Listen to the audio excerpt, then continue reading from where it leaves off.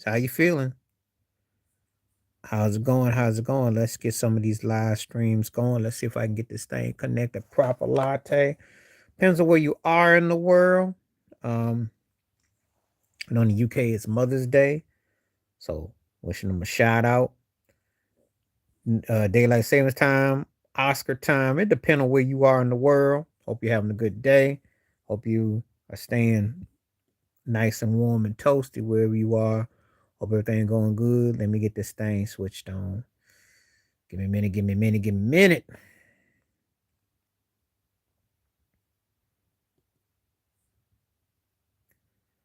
Okay, good. Let me get this thing off real quick. I'll be back just a second. I'm trying to get this thing sorted out.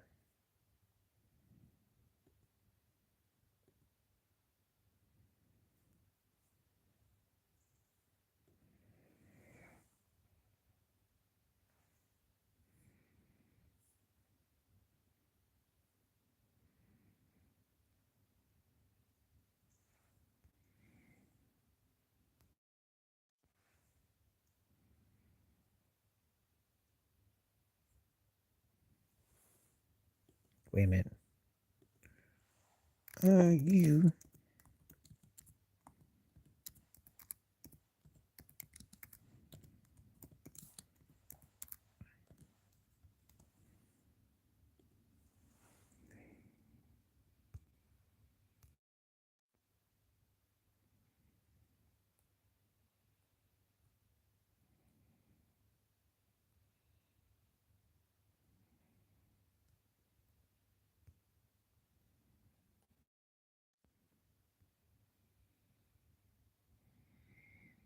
Come on now. Let's see what we're going to do.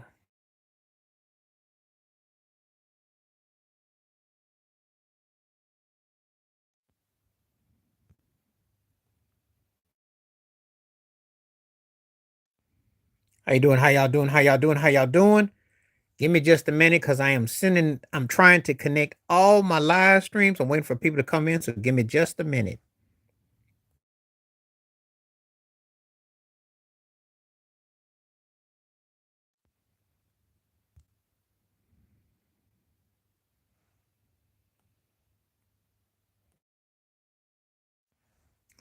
All right. We are live today.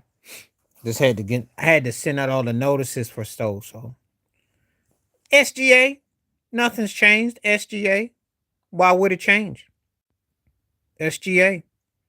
SGA. Not even close.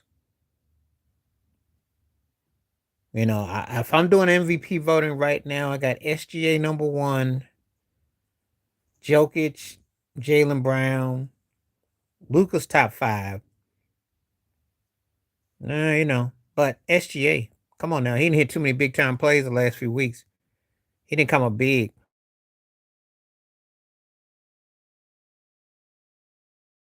I mean, I like to know who else I'm supposed to think of because he is the MVP. Wimby, oh yeah, my bad, my bad. Wimby, okay, let me redo that again. Wimby would be four. I'll have I'll have SGA. No, Wimby, I take that back. Wimby will be two. Thank you. SGA one, Wimby two, Jalen Brown three, and um you're in the wrong place if you know where you are. I ain't got time for no troll. Um yeah. Wimby two, Jalen Brown three, and Jokic four. And then we can debate after that. That's how I would have it. Thank you. Thank you for mentioning Wimby because I my fault. That's a clear faux pas on my part. He's in there. But SGA is clear away the MVP though. I'm going by rockets and everything, and I have to say that.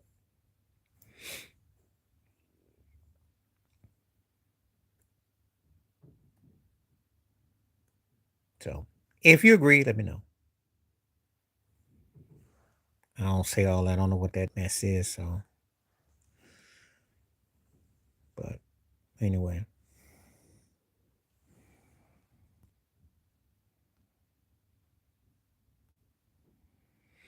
Yeah, you asked me, and I'm being honest with you. You got a problem with it? Let me know. Yeah, I got Jalen Brown over Jokic. Who he have on his team?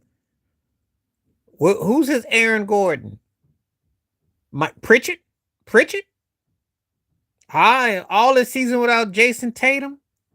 The Celtics weren't expected to be anything but maybe a play-in or a middle in the East. They got a chance to win the East. Jalen Brown, yes. The most disrespected player in the NBA today. Yes. Yes. All due respect to Cade Cunningham, but Cade then kind of slipped a little bit. Jalen Brown. Because if Jalen Brown looked like Jason Tatum and he had the half the love as Jason Tatum, you wouldn't be having this discussion. Eastern Conference Finals MVP, NBA Finals MVP. Why are we having this discussion?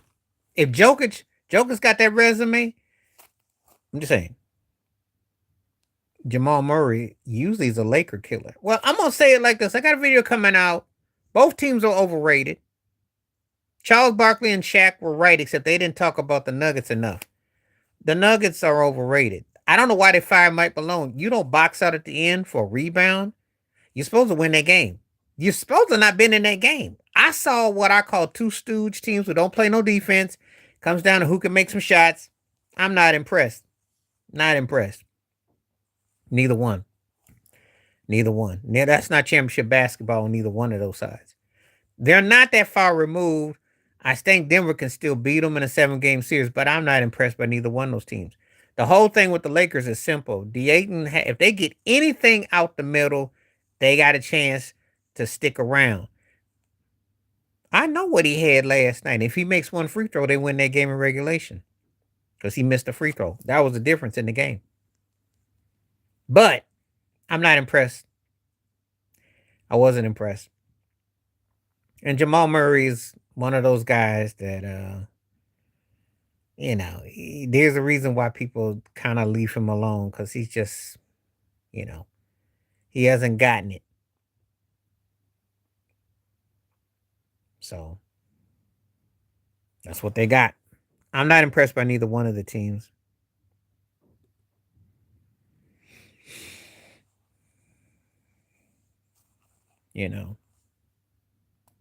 Neither one of them is top tier in my book. OKC and San Antonio are far away the best teams in the West, and everybody else is playing for the behind. And I agree with Barkley on that. And I don't know whether people get excited because if in Laker basketball, it was, yeah, you could be one of the top four, but you had to be a legit top four, not a token. And they were token last year, and they lost last year. I'm not sold on them because they could go on a 2 or 3 game losing streak, and then what? And I don't know why people keep talking about home court advantage. There's no such thing as home court advantage. Well, there's referee advantage, but there's no such thing as home court advantage no more. Not in the 3-point era. Not championship worthy team, though. Neither one of them. So that's my thoughts and my takes on that. They suck. And I'm with Shannon Sharp on this one. It wasn't the record. We saw it, but it's not the record. But you know what? I want the same energy against Will Chamberlain for Babe Ruth. No one saw it. You have a better chance seeing Will Chamberlain highlights than you do Babe Ruth. So some fat dude running around, y'all gonna slurp that up, but y'all gonna give Will Chamberlain a problem? Kobe did not break the record.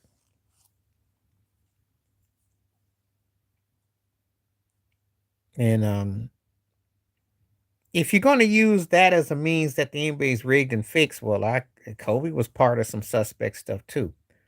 It's yes, we're sad how he transitioned, but let's stop romanticizing him. I don't romanticize Kobe. He was a great player, impactful, but he's also a pain in the behind. I told you I had a love-loathe relationship with Kobe. And many people around here be lying about how, Mamba mentality. A lot of times he shortchanged some folks on some things that he did on the court. And I got games and receipts that I remember where his feelings and things he didn't do. So I don't want to be hearing all that. His 81 was impressive for what he did. I'm not taking nothing away from that. But at the same time, records are meant to be broken. I think the problem is because the thing is that Bam Adebayo is not a happening pick. No, I ain't watching live. Even as a Heat fan, nobody gonna watch no. Even as a Heat fan, anybody gonna watch it against no Wizards? Come here, break. That's the Wizards. But I watched the highlights. I caught stuff coming in, and I ain't gonna. Records are meant to be broken. One day somebody will come up on Wilt. That shows you that he's the GOAT because they're still talking about it in ways that loans itself to that. That's because Wilt got people still talking. Contrary to what people tell you. You know, Eric Spoelstra stuck with him. I ain't got no problem with it. I got no problems with it whatsoever.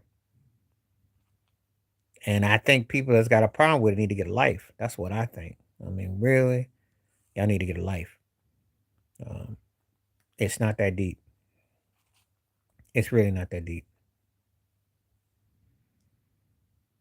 You know, I think that too often than not, people are spending too much time trying to find something negative. Trying to you know, uh, Bam's a great talent, good player, really good player. Not great, but good. Now I'm gonna go in one or two circles with this. Honest opinion, tell it like it is. 20 and 10 is great for him. He did need to pick up his scoring. I wish this guy was around in the finals against the Nuggets. I'll tell you that he was not that guy 3 years ago in the finals.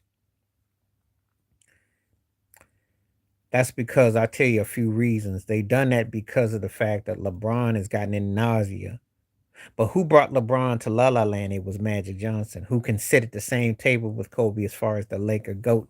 Okay, so have a go with Magic. Have a go at Jenny Buss. Kobe wasn't attracting no free agents. He spent his last few years collecting his money. His body gave out on him. They went through coaches. They went lineups. Nothing was there. So they brought LeBron in, and that's what's up. There's a lot of politics involved. You got to understand all sides of the corners of it. It's easy to find fault, but he wasn't exactly. 2010 was his last trip to the big time. They turned that trade down in 2011, and then he got hurt 2013, and he just was a shell the last 2.5 years. Tough as nails and feisty, but it was over. And then that's why LeBron D. Wade, Bosh, they formed, and then the Spurs old hats came back, and then Golden State emerged. And again, think time comes. Ooh, that's a good question. God.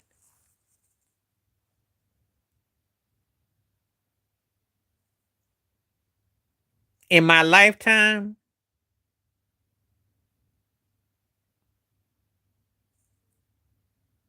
none. Because he three-peated. None. 4 finals in 5 years. And I can't really pick anyone who really did. Not in recent memory. Because Kareem did get MVP in the 70s and he was great, but he wasn't dominant like Shaq's situation was. And great as Magic was, it wasn't like Shaq's situation. Kobe had great years, but his peaks were like about his scoring as opposed to leading the team and being the best, like that whole thing. So if I put that all in situation, nobody in recent memory. Who you think? That's a good question. Nobody. Unless you want to say Jerry West. And Elgin Baylor. But again, that's before my time. That was back in the day. So if we're gonna use all that, those two come to mind. You know. Some old head might mention George Mikan, but I'm gonna go by more last 50, 60 years. And that's yeah, only West and Elgin, I could say. Can't say Kobe was necessarily, he had great run with him, but it wasn't like it was so superior. And I still think Kobe was an even better player when Shaq left. So since you asked the question, you tell me.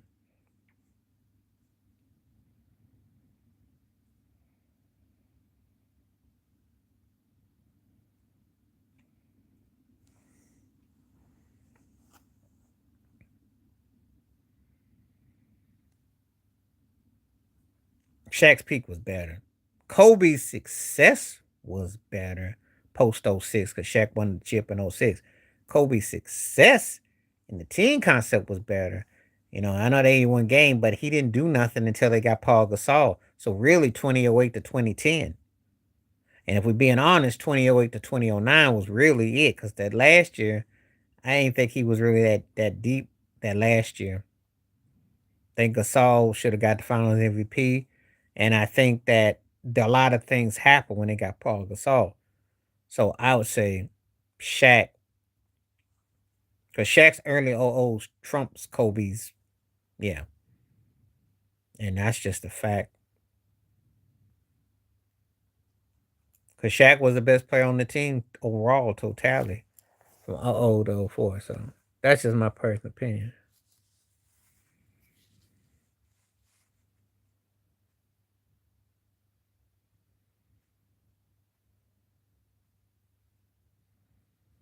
But it all depends on who you talk to.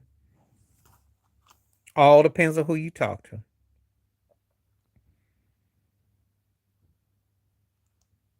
But nobody before that, though. No, nobody before that, though. That shows you how dominant Shaq was.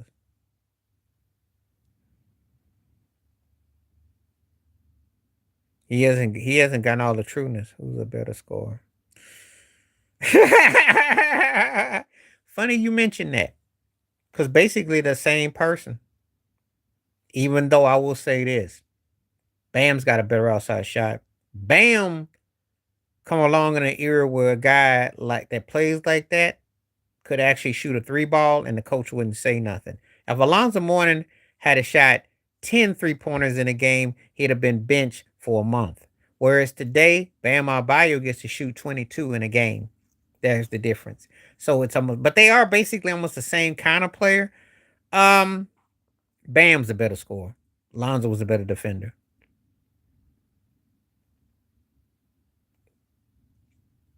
Because Bam could give you more. Alonzo, it was almost like a fluke when he started hitting outside shots. You know, funny you mentioned those two because I saw a video of them at the practice, and I got much respect for Alonzo because Alonzo was huge in the 2006 finals. Let's not get it twisted. He was huge. They don't win without him there. But Bam is a better scorer.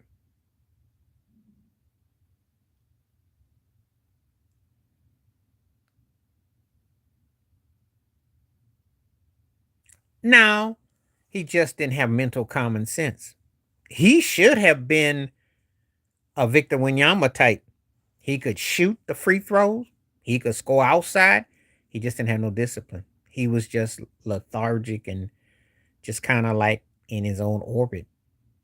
I thought Whiteside was nice, but he just settled. He settled for being 17, 13, 18, 13, and never added none to his repertoire. Had he worked on his game more, we could be probably talking about him. But he actually was a decent player, but he just settled on being good. He never wanted to go far.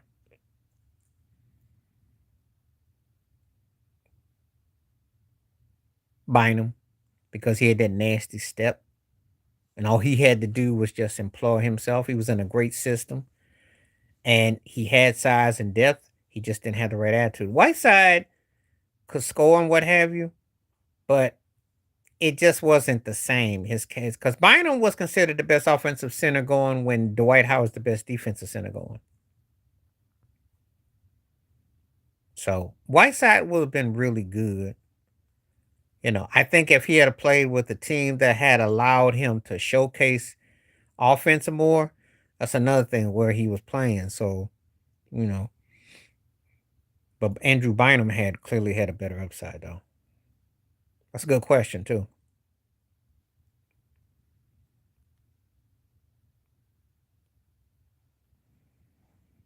So, because I never get asked about those two. That's what I like about this one. We don't talk about just the standard people. We get into a whole lot of other people. So thank you. I appreciate that. That's the intellect. That definitely, uh, you know. But I did think Whiteside was good. He just didn't. He did, except when he was talking about going zen and he started shooting those airball threes, and that's where he lost himself. And the next thing I know, he got traded to Philly, and then he painted his hair red, and he just lost his plight, and he just stopped working. He was a young man who had rings and access, and he was in L.A. He was living his best life, and Kobe was like, "Get his behind up out of here," and that's what happened. You know, he was living on the high life, and you know that's what happened.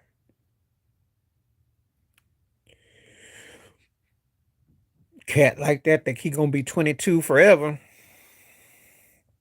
and that's what happened. So you know, yeah, he like I said, he did a lot of SpongeBob, and he just was just trolling and doing them overmost, and I mean, it was cute until the novelty wore off. But I remember when he shot that three ball, and they looked at him strange, and he told Phil, "I'm just zenning," and he just I don't know what he thought he was doing, and then and he just conveniently got himself dealt out of there, and they just thought he was a head case, so that's what happened. You know, could have been a really good player if he applied himself, but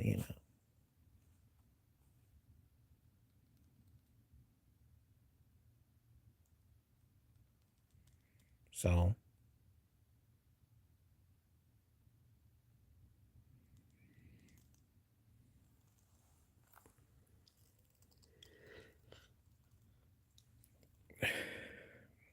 that's what's up. All right, let's get some more questions going.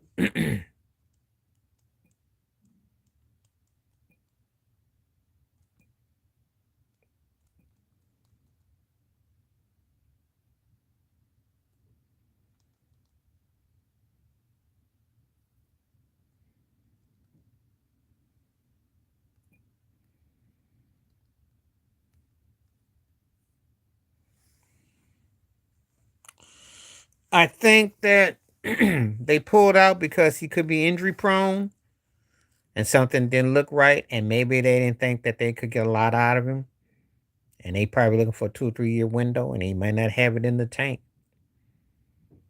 And I think that's the reason why they pulled out of it. I think he been dealt an unfair hand, but that's the politics of the business. There is no love, and they can trade you a movie if they want.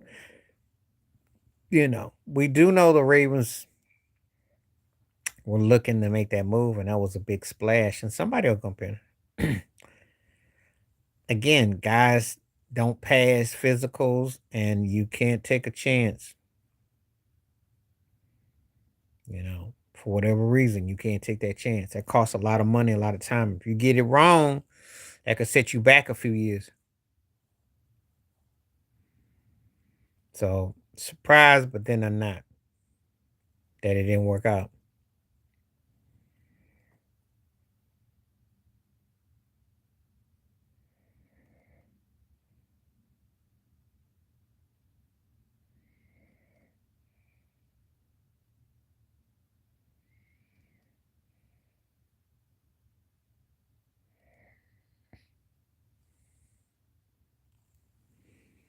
Okay. All right, so let's get some questions going.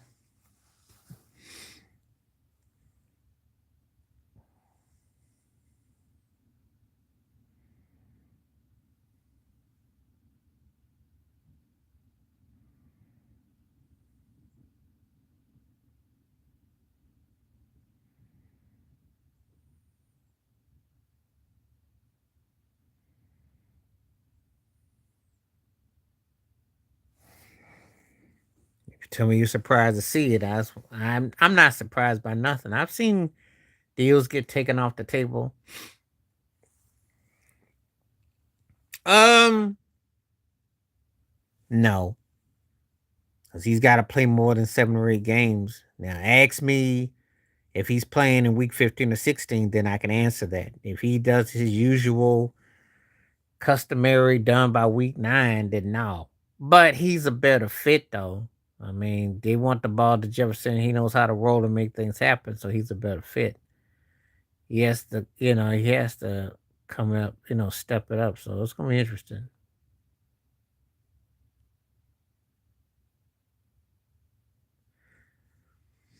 But I did do a video about that, and I think it'll be a good fit for him. Yeah, and the Vikings did finish 8-8, but we're talking about a team that has a top tier receiver, and they were a playoff team a couple years ago with Kirk Cousins. They've been playing musical chairs with quarterback.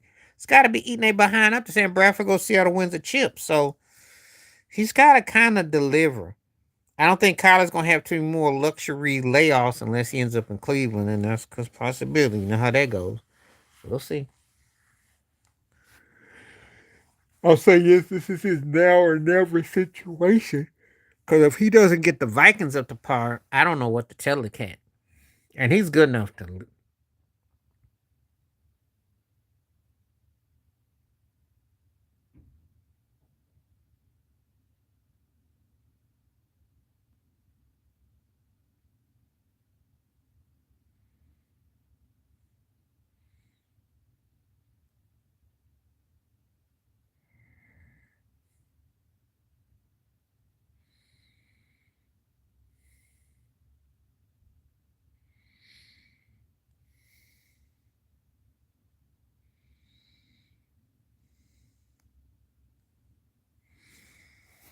So that's how I say about that.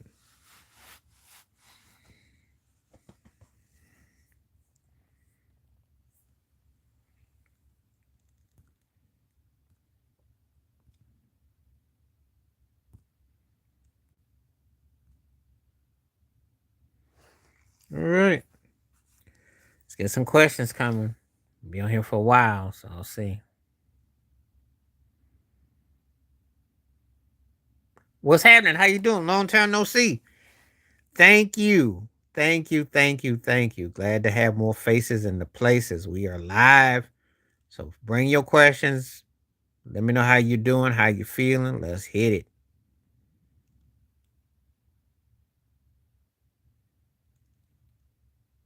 I've been doing all right, just one day at a time.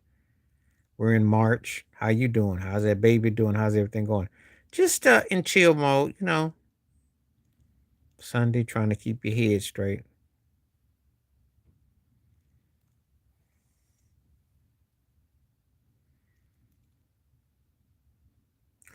Okay, fair enough. It's a fair question though.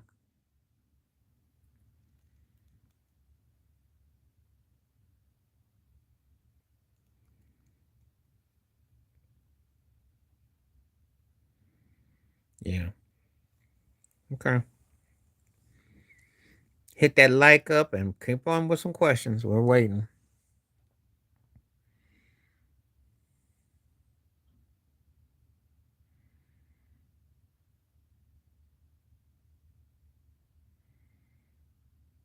Let's see. Yeah. That's happened sometime. Funny, I was in church in a couple places and I seen some of the quietest babies you could imagine. So I was like, wow, that's not the norm. But if you get one that's cool and chill, you're so happy. But it's still great. Favorite sport? Football. Nothing gets me more excited than the NFL, if I'm honest. As a kid, it was baseball, and I love playing basketball. Uh, I love all different sports, but the NFL gets me more excited nowadays. I mean, it's been that way for quite years. The problem with basketball is too, saying, well, there's always a lot of turnover with free agency. You know, yeah, but that don't really matter though. NFL free agency don't really mean much because it all comes down to systems and what you got. I don't really. The hype is bigger than the actual where you go. It really is. Dirk, Dirk, because he lost to Miami and he beat Miami. What's KD ever done that? KD is strong when he has a dominant force to play off of. Yes, we're gonna find out what he's got with Houston against his next two games against the Lakers. But Dirk then already showed what he can do. you know. So I'm going to give it to Dirk with flying colors.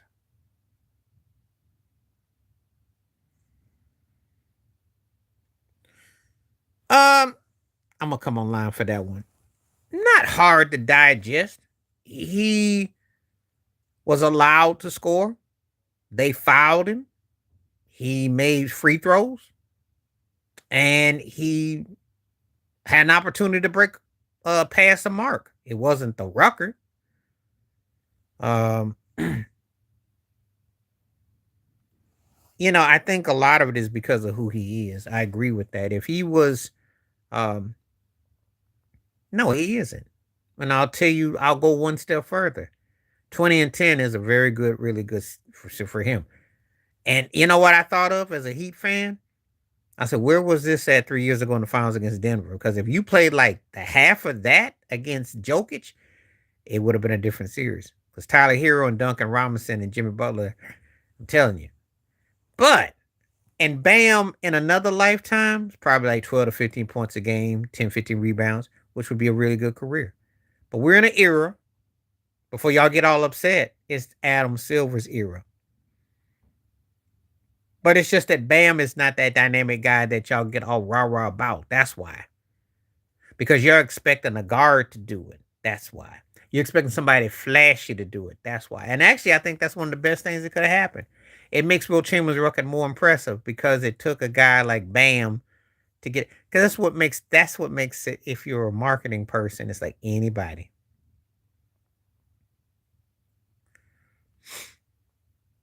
I don't think that's what they're trying to do. I still think that they still got a rainbow. That Pat Riley is still thinking, well, there's two things I think that's at work. Either it's straight up for him or Giannis, or they unload some pieces they got and say, look, Mr. 83's over there. You want to play alongside him? Because if you think that that wasn't all calculating by accident, I got some real estate to sell you, and I don't even know where you live. I think the mind is at work on that.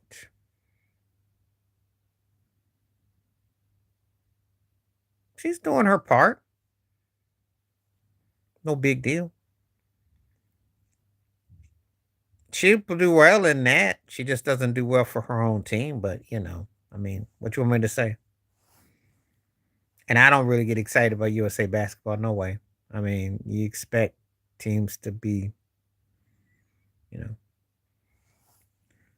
So,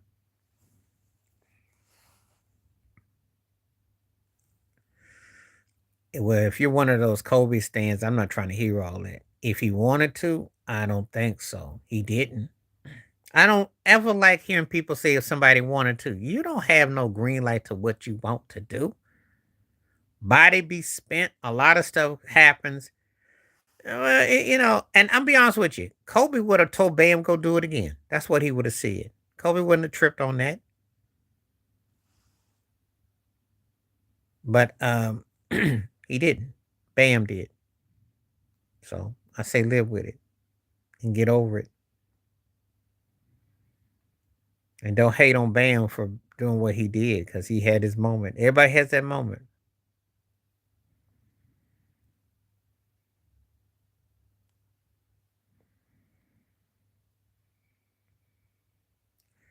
Well, Spo, I'm gonna tell you a story, and it's the only. I'm gonna give you. I'm gonna tell you a few reasons why I'm not tripping on Spo.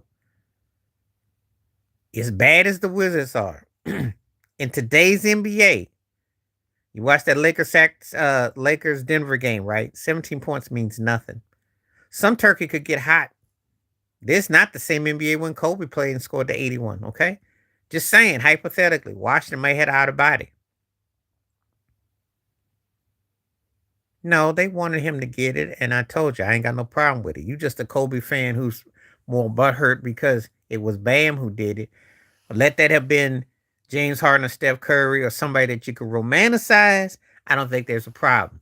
I have no problem with Bam actually getting it because more often than not, the Damian Lillards, the Luka Doncic's, those guys, Devin Booker, guys that they say that that's the get it. So this is actually pretty good that a guy that you didn't expect to do it did it.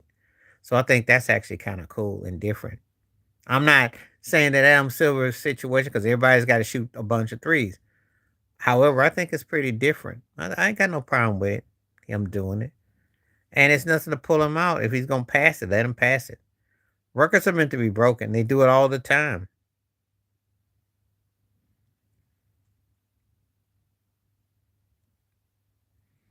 You know.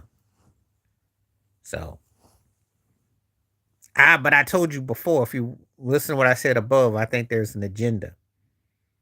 I think Spo to get the record, he makes him attractive piece. So if you trade him or you play alongside of him, people are gonna remember that he had that in him.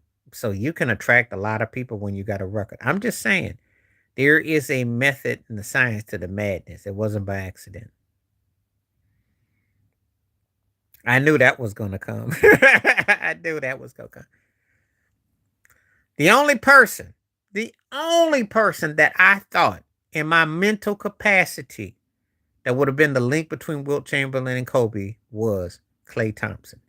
Because of that 37 when he scored that half and he never dribbles. And if Klay was in one of his runs when he was Klay, he was the first person and main guy that came to mind. Not those other, not even Steph. Klay was the one I thought that if anybody had a chance, it would be Klay on a good night. Not so much for Donovan and Dame, but Klay's the one that comes to my mind. But it ain't gonna happen. So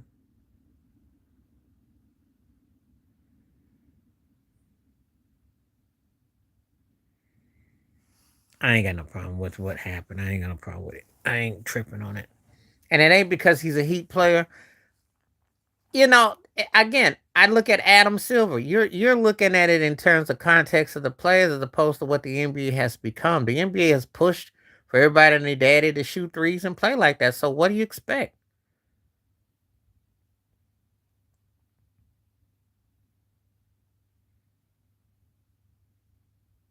Of course, you'd have to be in great shape. And Bam Adebayo is one of the most fitness athletic guys. Plus, if your girlfriend is Aja Wilson, so I mean, come on now.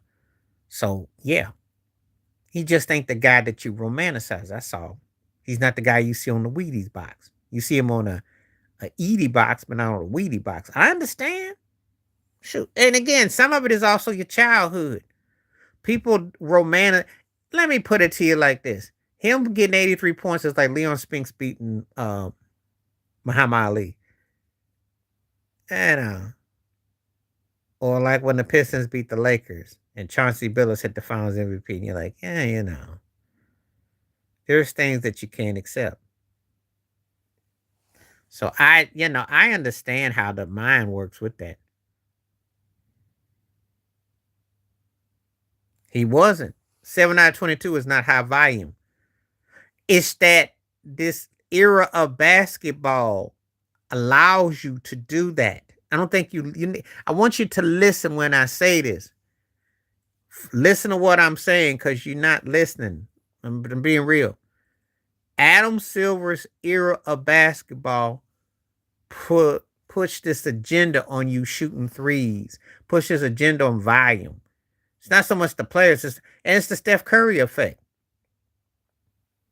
So that's what's up. Guys are part of what's going on today.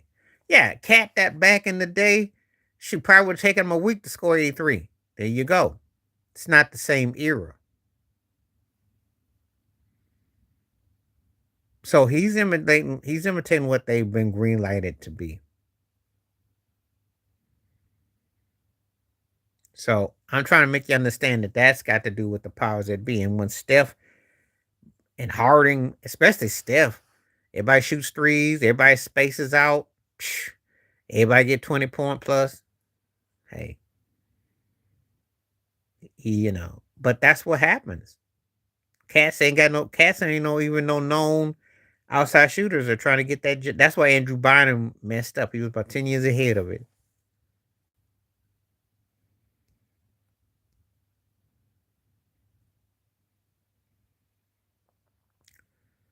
Because Karl Anthony Towns is not consistent. He probably could pop a 50 or a 60, though. I give Cat that. But the problem, let me say this too. Jalen Brunson ain't going to let it happen. There's nobody. Look, all due respect, right? Tyler Hero, but there is nobody else that he got that can really score. Tyler Hero, I don't know if he'll crack 40, 50, maybe.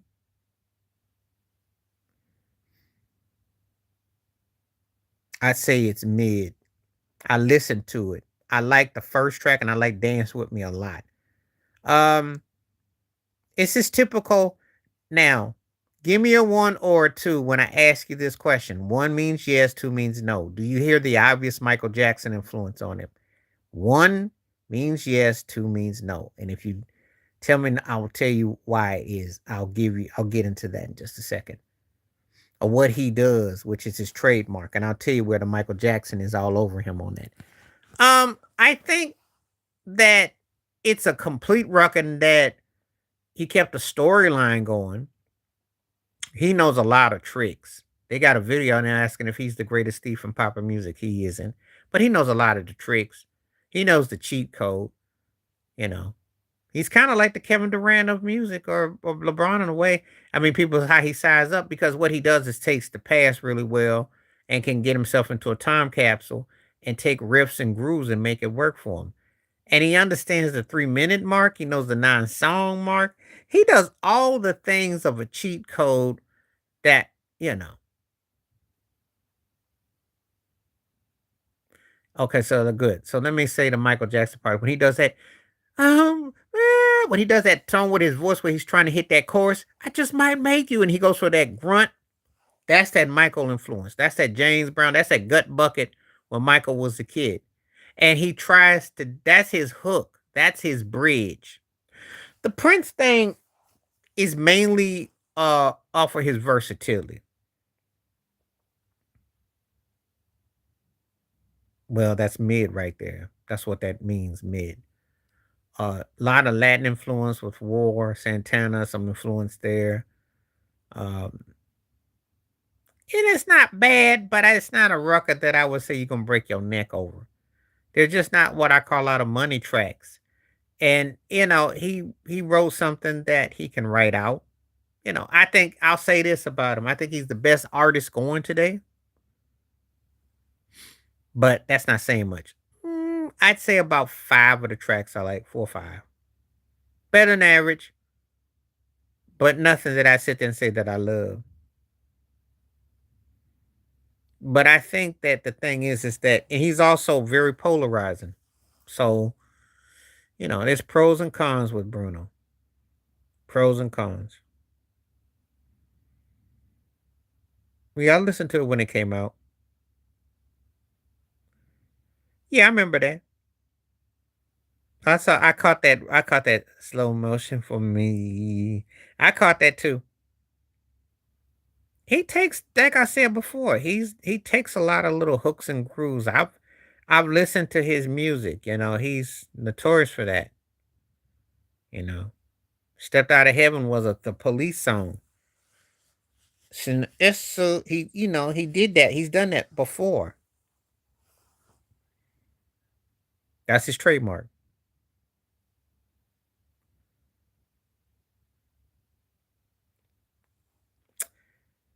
Well, I don't know about how many of them got high pros. I mean, not many of them can outright him.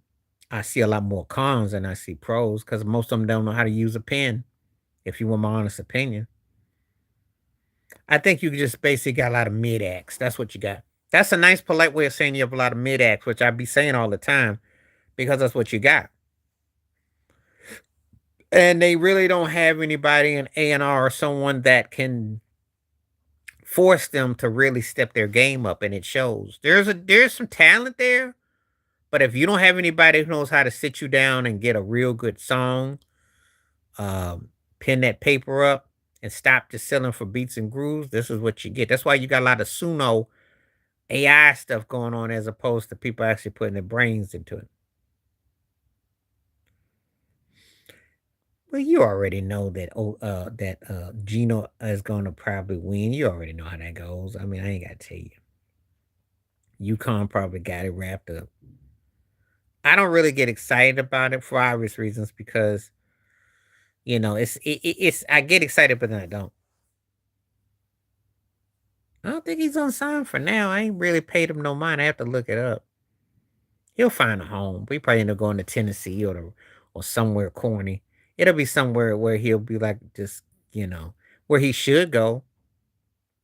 Because believe me, if he was a money sought after receiver, a big team would scoop him up. They're not going to. He looked bad in the Super Bowl. And, it's just a situation where New England is just cutting ties with you. I'm a Michigan Wolverine fan. I can't stand Duke. But they probably got a chance to come out, you know. No, who told you I never liked no Duke? I'm a Michigan Wolverine fan.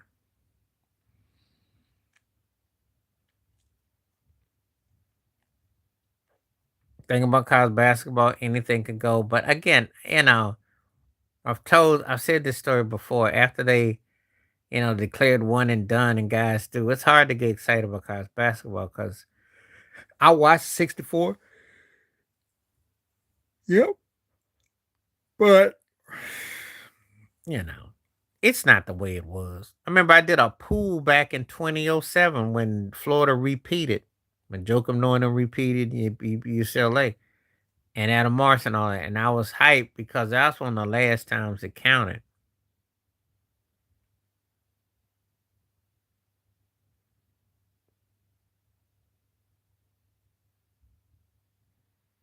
Thank you.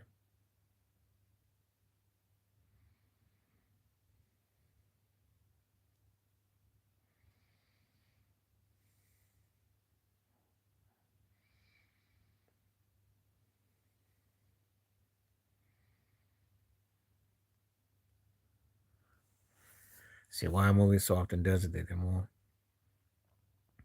Because they want formula. And I'm gonna tell you a few stories since you asked. They think the audience is just dumb and stupid. Just like when you heard about that Live Nation guys that were laughing about people paying for overpriced tickets to go see concerts, the same thing with the film game. Well, anime, AI, a lot of that Matrix special effects digital is what people buy. And Anthony Mackie, the actor Captain Marvel, was talking about they're not promoting movie stars no more. They used to give you 5 years. Now they're giving you they're not promoting that. So that's what you got. And you have the most generic, mundane, when we watched Super Bad and McLove and all that back in the OOs, they've taken that and then they've dumped that down even more. Because biographies, that's all they think they're gonna put. So, you know, but there's no depth in the writing. And again, it goes back to music, like I told you about the writing. Because these cats could write you to maybe seeing something special, but because of lack of the penmanship, you get trash. That's what you got.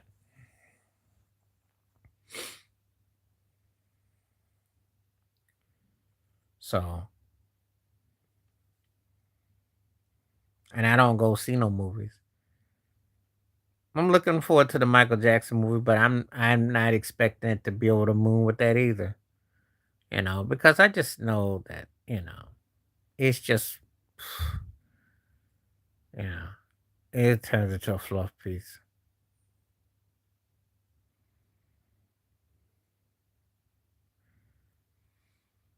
And that's what happened with the movies, you know.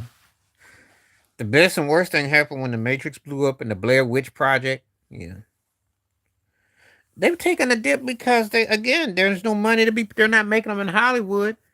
I remember that Blair Witch Project that came out in the late '90s, early '00s, which was basically like it was shot in some backyard, and they've made like the most generic or recycled. That's all they do. So they just basically think the audience is dumb, which they are, because they're not holding them to task. And if you don't take people to task, they'll put out anything.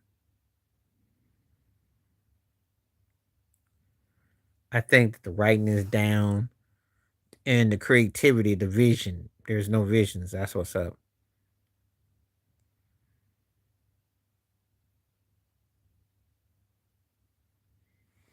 So that's how I look at it.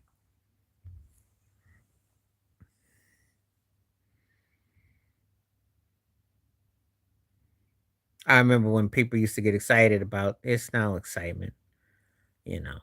It's just a dud. That's all.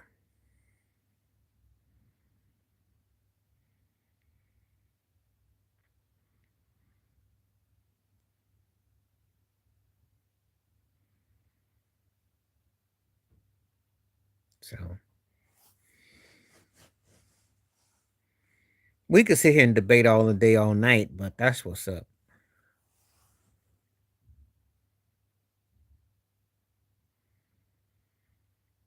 Because again, they don't have nobody that can you get to get excited about, and the filmmaking is done, where it's like they've taken all the elements out of it. So again, it's not writing. Again, it's the writing.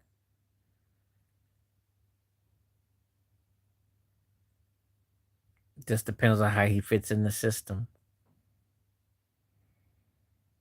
Depends on how he fits in the system. That's how it always is.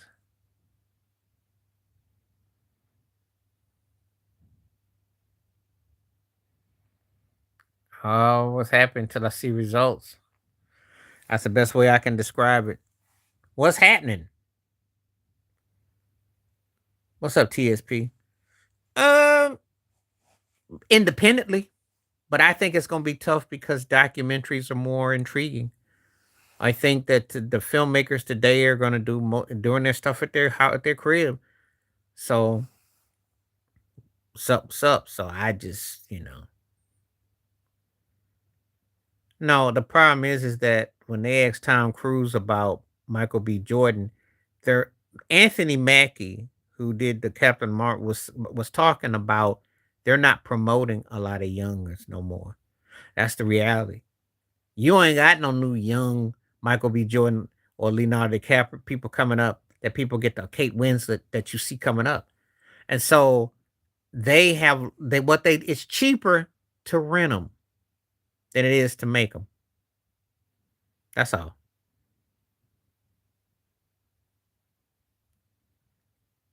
Who's JWG? Who's JWG? Who am I not thinking of?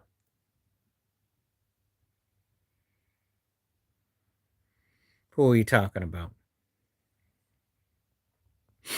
Oh, they just don't promote the. Oh yeah, okay. Oh yeah, him. Yeah, yeah. Well, I seen it. Yeah. No, the industry is not promoting young talent. That's all, and they not running to the Disney factory. They did that in music, and you remember how that was with Britney and Aguilera and all that. So yeah, so it's just different now. That's all. And so they're not promoting. They're not pushing the agenda for the new talent. And then again, they want a certain type of film, and you know, so anything something comes along that's a phenomenon, then they'll try to like minimize it.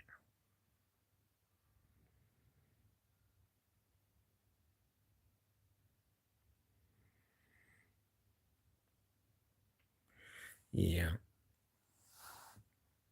What's up, TSP? So yeah, feel free to ask the question. I took my opinion. I wouldn't even waste my time. I wouldn't even waste my time.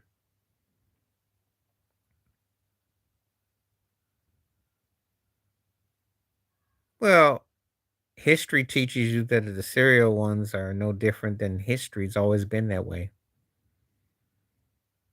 You got to kind of be what you are. So that's how it kind of is. There's not a lot that separates them.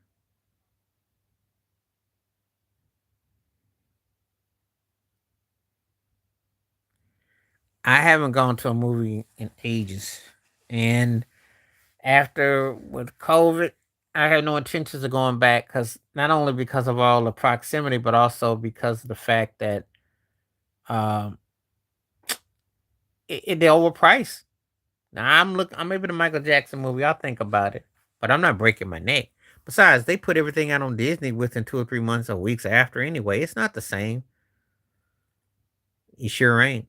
The movie game is just like the music game. There ain't no The money ain't in it. You have to flip it. It's all in the streams. Yeah.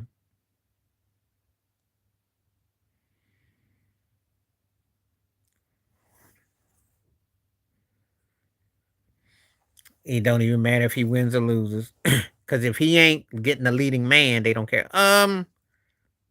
I'll say this about number one draft picks the best way I know how.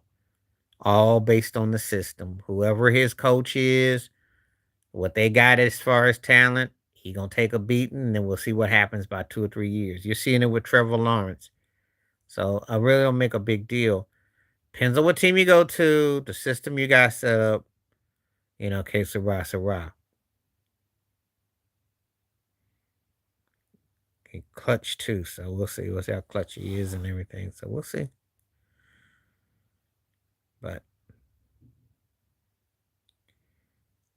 yeah, this wasn't no big time Superman either. So I was watching Spider Man the other night. Hadn't watched that in years.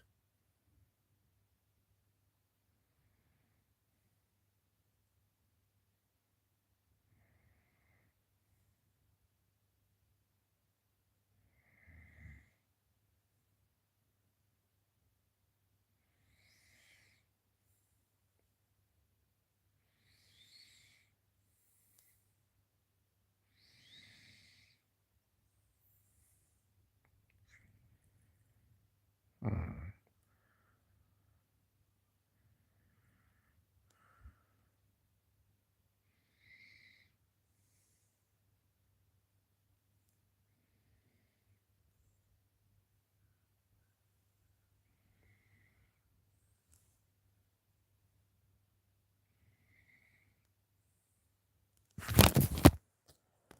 Oh, we'll get this together. What's this say? Which one? I don't remember. I'm trying to think. Uh, it was just want to see. They really just try to pick a set. Well, that's all it's about is imagery. That's all it's about, you know. And they trying to, But the problem is then it's not. If you saw that Barbie movie, that's kind of like where the industry is today. Real fluid, real blurry. That's what they're selling. And I don't waste my time going to the movies. I don't. I didn't kind of boycott it. I don't waste my time buying none of the product. So sorry, but I'm the wrong person to ask because I don't. I'm gonna spend a dime on that mess.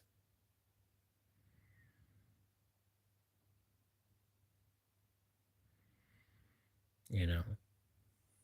So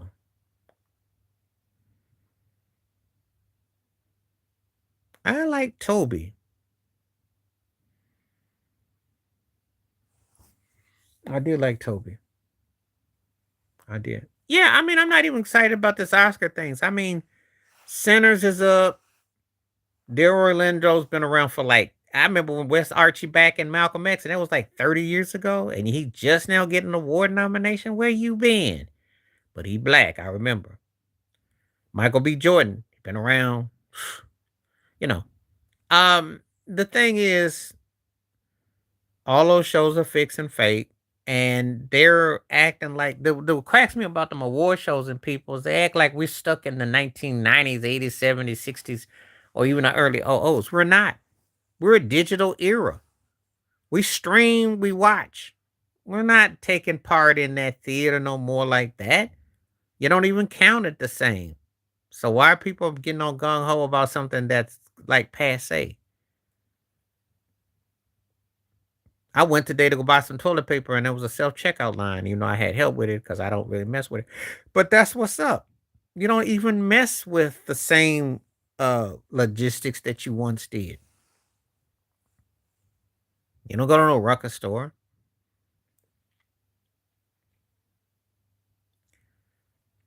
Well, Ryan Coogler knows how to direct a bit. I'm not too surprised.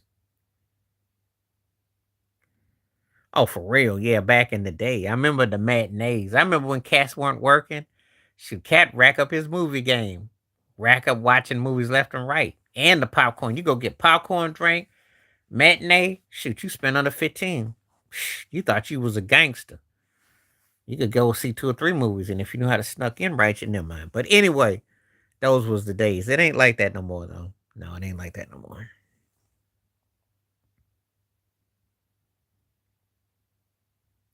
Well, I've heard. I haven't seen it, but I will when it comes around. I'm not breaking my neck. Some people liked it, some didn't. Some thought it was the acting. It all depends on what you like. It's the storyline. So it all depends. You know.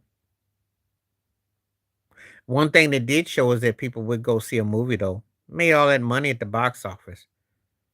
So Ryan Coogler was supposed to get his rights back to the movie in 25 years. So, you know,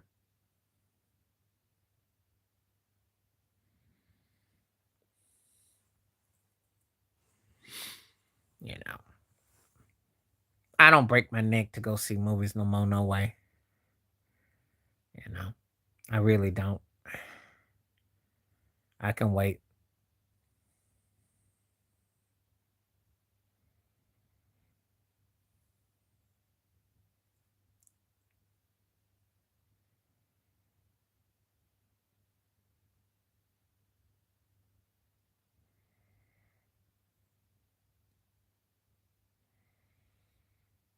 Mm-mm.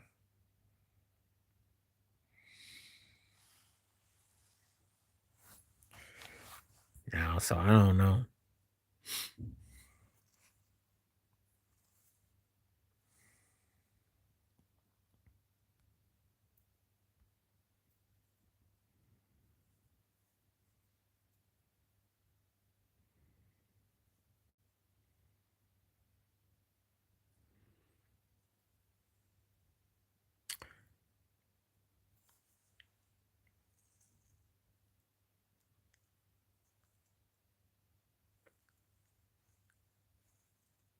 All right.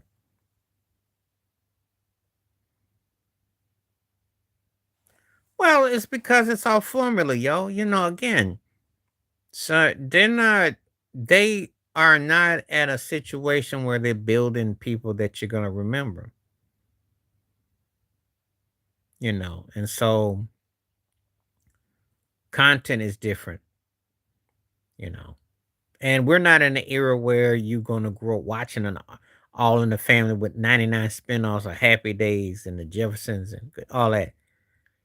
Fresh Prince of Bel Air, networks don't have that kind of signature no more. So that's changed it.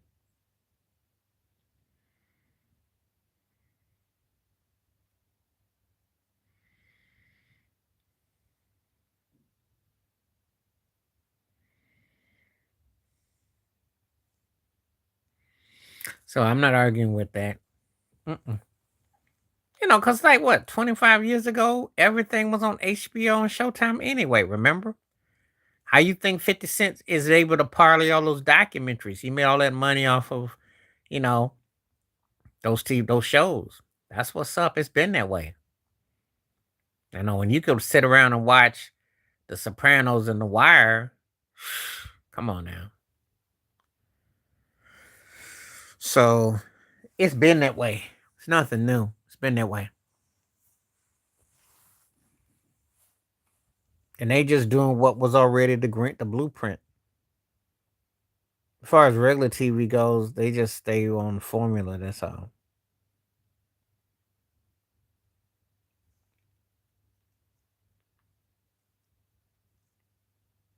But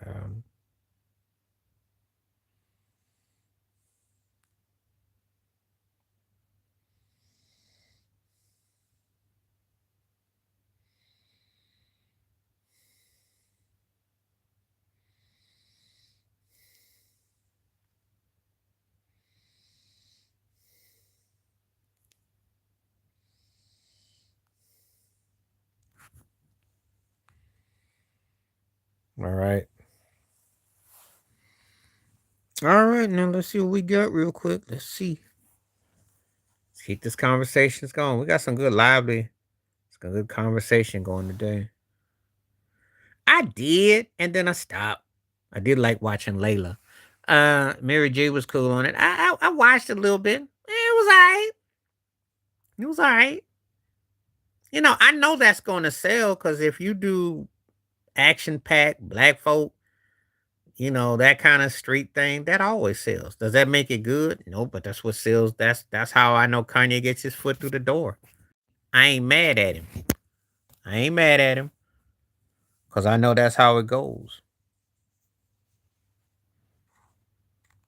That's the politics of the business. I think it's much ado about nothing. I think it's much ado about nothing. Um,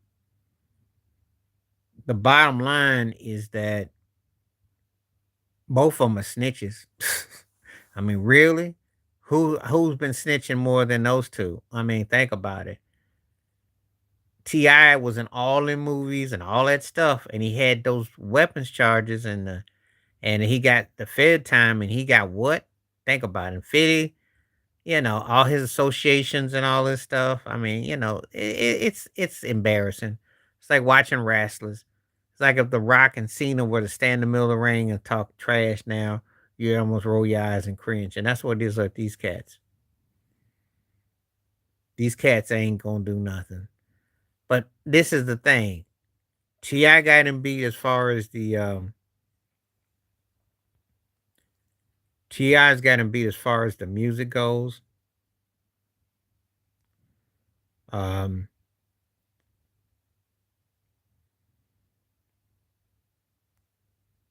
um but 50 got him beat as far as PR goes. 50 been able to really take his thing more so. Oh yeah, he was a snitch. Because I can't think of the cat, Jimmy somebody. He was the cat Tupac had a situation with. Yeah, it's documented. It's known. Most of the cats, I'll tell you a story if you want to know, have sponsors. Meaning they got cats that there were street cats that put money on them to get them studio time, get them a push, get them a hustle. And they live vicariously through those characters they create.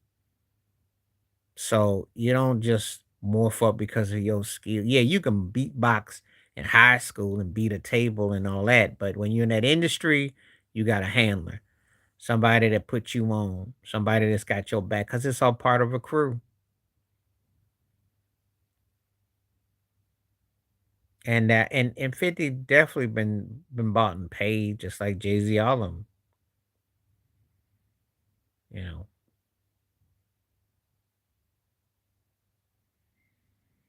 So yeah, they all like that.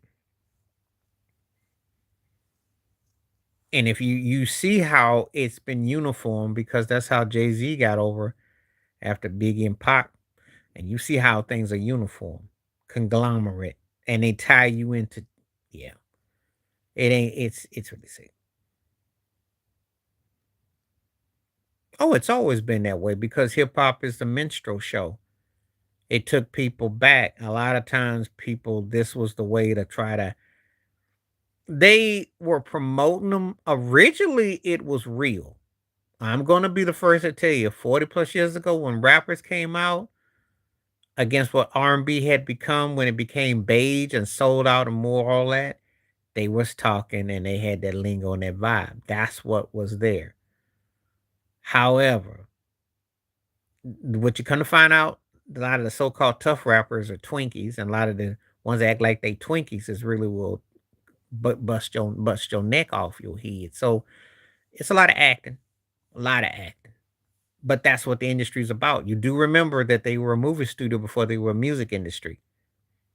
So they got them for school. You do act. So a lot of acting goes on, and that is something the industry's always pushed. That's why you see rappers getting the movies so easily. It ain't by accident. So you know, I like to tell you that and again, it's all a job. It's a hustle.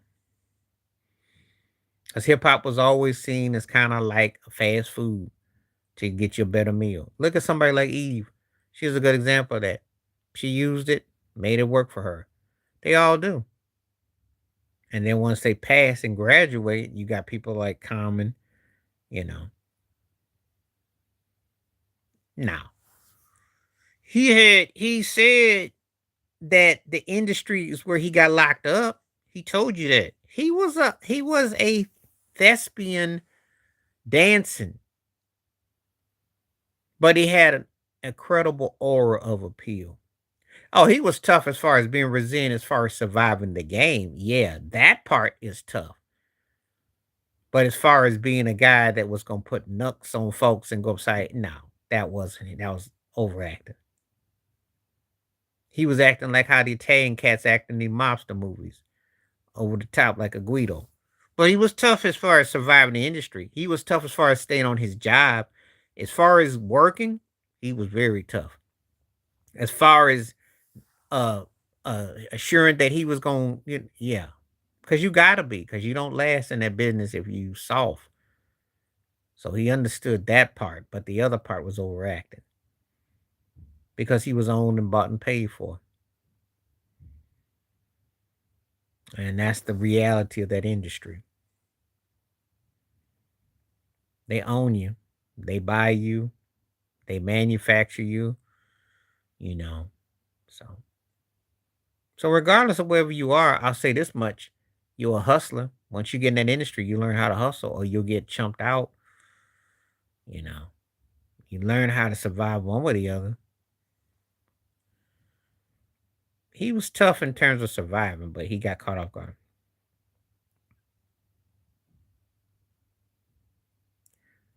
Well, of course, he have to pick and choose. He started unnecessary dramas to appeal to certain people, and he did some what I call some Joe Sausage Head moves, which were stupid. But he got caught up in a crossfire to survive. That's why he got with Death Row, even though Interscope Records owned him regardless of wherever he went. But he was bought and paid for. He was basically a guy that was a chameleon. He was like 9 guys and 9 people. He whatever we needed to be, he knew what to do and what to be. He was in the right industry, except that they weren't painting for his artistic side. They were trying to, and that's what ended up happening. He had to sacrifice to make the sacrifice.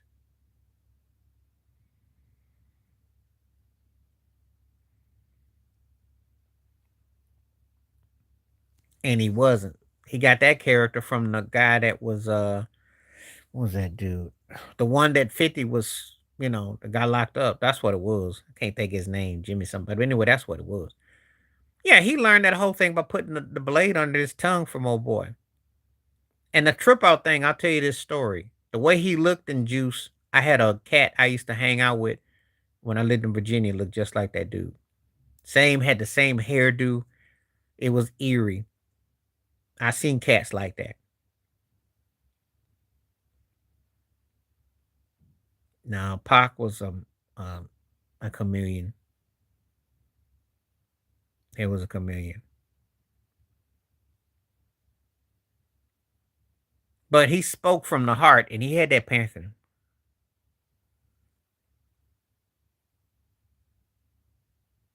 Oh, he had aura. He had aura. He was one of the most charismatic artists, period, in any genre. And he had a scary aura about him. But he was sacrificed. And that's the sad part that people don't like to talk about, but he was. Well, it's called acting for a reason, and that's what they make these rappers do. You can't be all but they all act. Um, he was successful. I don't know if he took over. I ain't gonna go. I watched it unfold. I'm not gonna sit here and tell you that Snoop took over. Pac benefited, and it was strange how that whole thing as time took on because it took a little time for that thing to kind of kick, and then of course you know, but you might get it.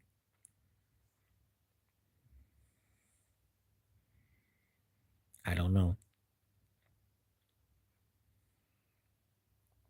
Oh, that era, but 92, 93 was no. See, it depends on which way we talking. Snoop had everybody and their daddy impersonate him, male and female. That's how Biggie blew up because the West Coast was so big. Well, that's part of the studio. He had to impersonate to survive. He did what he had to do, which again, he was bought and paid for. He knew he didn't have nothing in his name. So, and he gave Biggie game, except Biggie was a better storyteller, but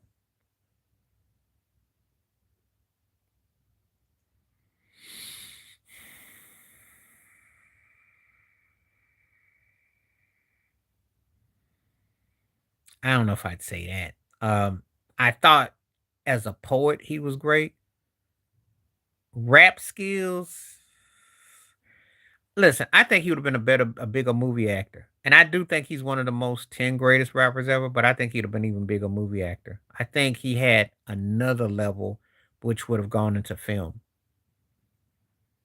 Um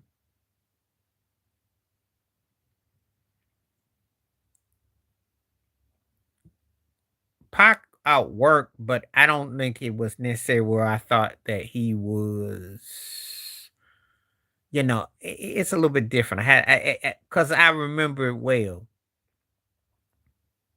Yeah,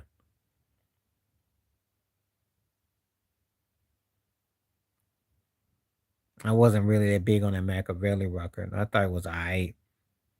I thought his productivity was great for how hard he worked, but some of that stuff was over the top to me. Some things I could take or leave. I think, like I said, as a poet, I thought the guy had some great stuff. I thought he had some intriguing stuff, but oh yeah, good to see you. Good to see you. I'm here for a little while.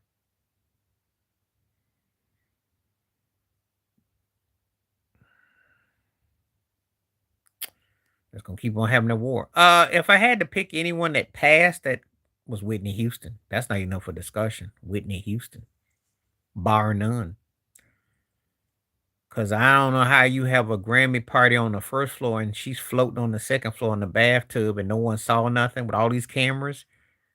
Whitney Houston, bar none, bar none,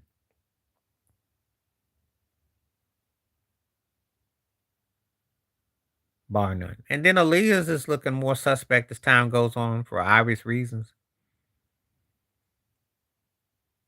You know, and of course, I can see the motivation for them taking out Pac, Biggie, Michael Jackson, and Prince. I can see that, and Luther Vandross too. I can see all that, and you can. But Whitney Houston's is the one that's the most jarring, and then I would say Leah.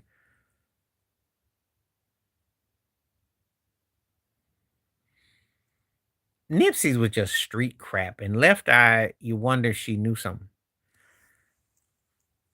Prince is like Michael's, and Biggie's and Pac's, and that is about the bag. It's about the bag, you know. It's about the bag. Michael Prince, Whitney, Pac, Biggie. It's all about the money. And I wasn't even that big on Nipsey. I thought, it was cool for where he was from, but I wasn't like that about him. But again, that's that street, you know. Again, somebody, street. And some of these cats, you pay a price when you are in certain sectors because people will, sniff you out.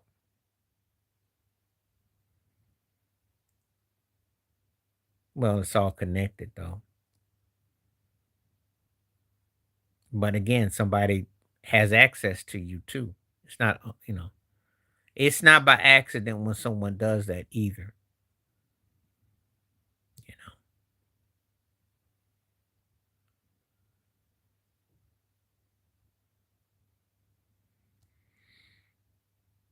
No, you don't, you're not going to.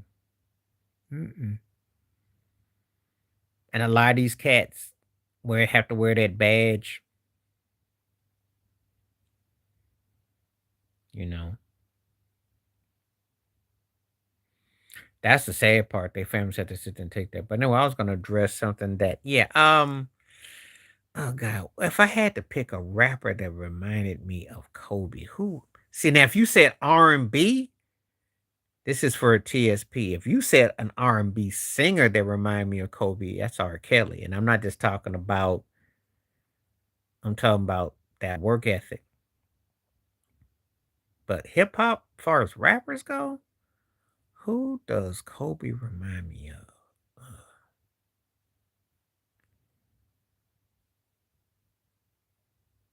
They didn't get to enjoy nothing because they both died broke. They were both slaves to the system, and Clive Davis and Jimmy Iovine owned all their stuff. Even Ice Cube talked about it in the song. Ain't nothing to get excited about. Their mothers died brokenhearted. Then there was no justice.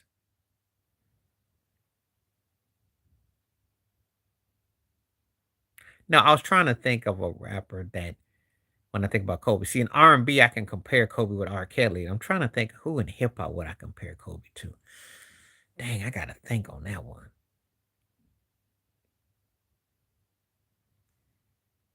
Hmm. Because there's a part of me that would compare Snoop to Art to Shaq in the sense that wherever he went, he could make you better and win. Like No Limit. Then he worked with Star Trek with Pharrell and Neptunes. Uh, I'm trying to think. There might be a parallel there though. Actually, I'm trying. I gotta think about the Kobe one.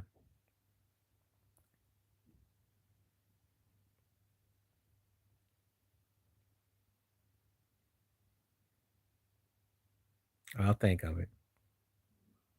You could actually say Kobe and Lil Wayne. We don't talk about that mess. No one talks about that. We don't talk about the hook with Brian McKnight. We don't talk about it.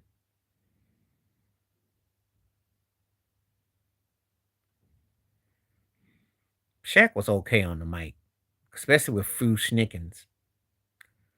When he worked with DJ Quick, when he worked with Fu Snickens, he wasn't bad. He had a couple of decent flows. He had a couple of decent tracks.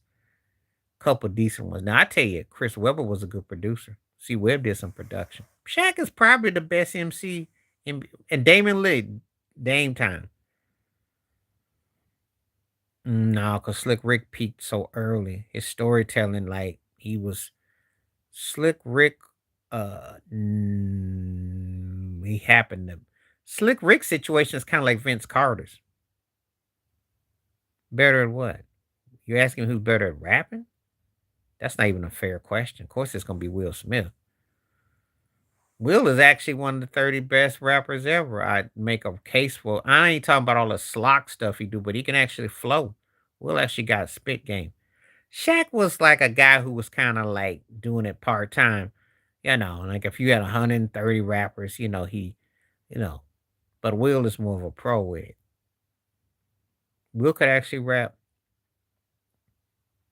That's funny though to ask me about those two. That's kind of like, oh come on now, stop, just stop. That's not even funny. But I'll take Shaq though, cause she ain't nothing but an escort though. I don't, I don't view her as an artiste. If you can stripping, pole dancing, okay.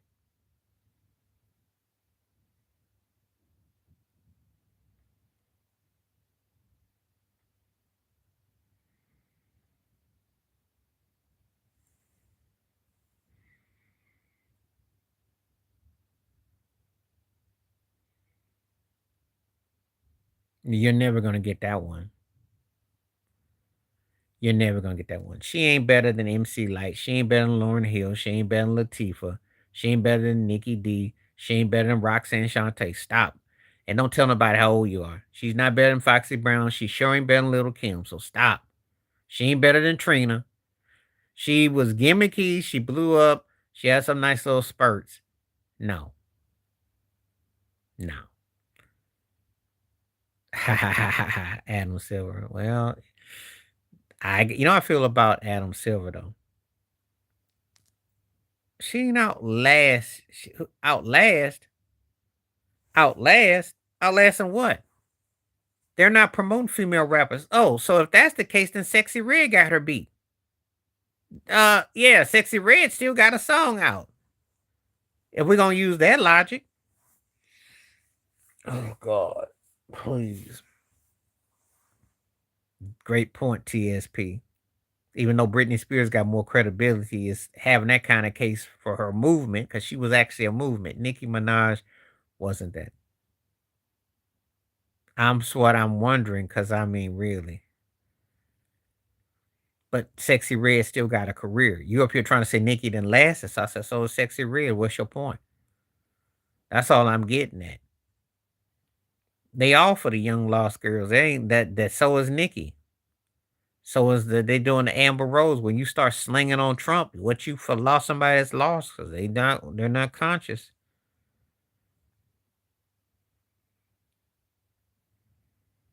Cracking me up.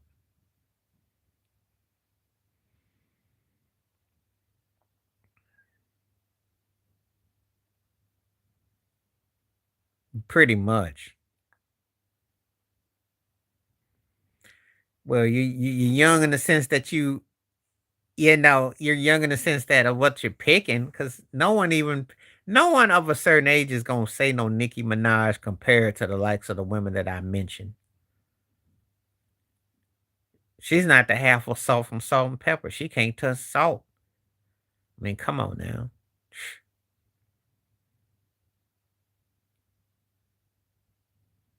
And is she really relevant now or because she's slurping on Trump? She's not even relevant now. She can't put no record out. She put a record out now, that thing will go great value rap, and you know it. Dare her to come up with some music right now. Thank you, TSP. Oh yeah, I ain't no argument there about Anita Baker because I still listen to that.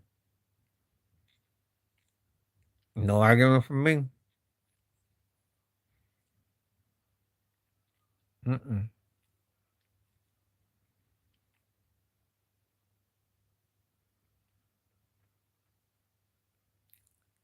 Nobody will put Nicki Minaj in the ring against no MC like you tripping. Thank you, Charlene. Nobody. Nobody. Nobody. I know why you like Nicki Minaj, and that anaconda, yeah, I understand. But all these pole dancing strippers, that's all it's about. That's the inside job. Somebody trying to send a message to her. I don't know if it's Jay-Z, somebody's on the run, somebody's talking. It's a message to her and to ASAP. You better get out ASAP.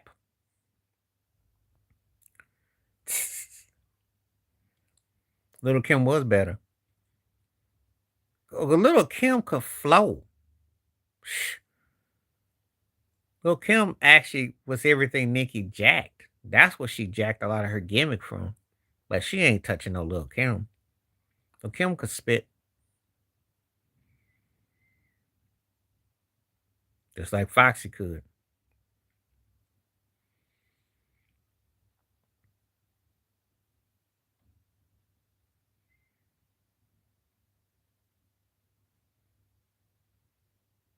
Yep. And ain't nobody stuck in no time warp either. We just going by skills. We ain't talking about nothing else, just strictly skills.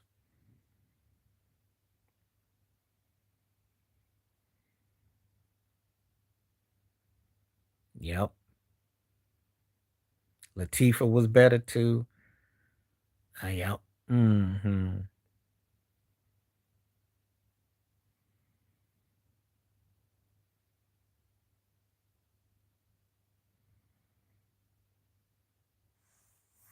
Nope. I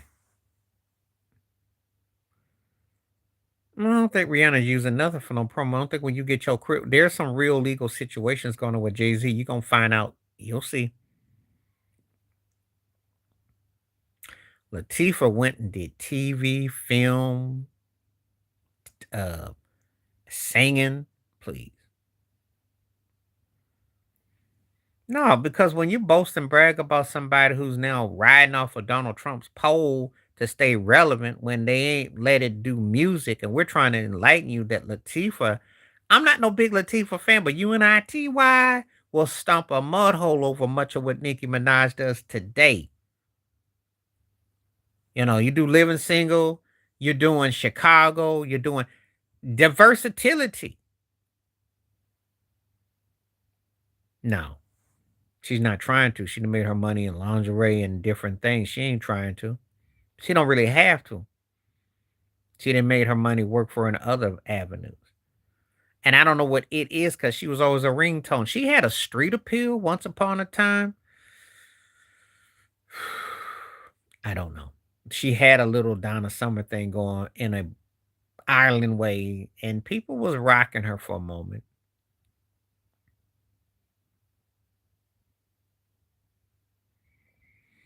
But let's not act like she's Sade and she gonna come back and just pull out something and people gonna go, oh, let's not go crazy. Let's not go crazy.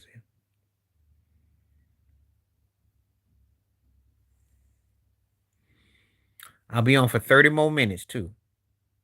Thank you, Charlene. So we're gonna make the next Thursday.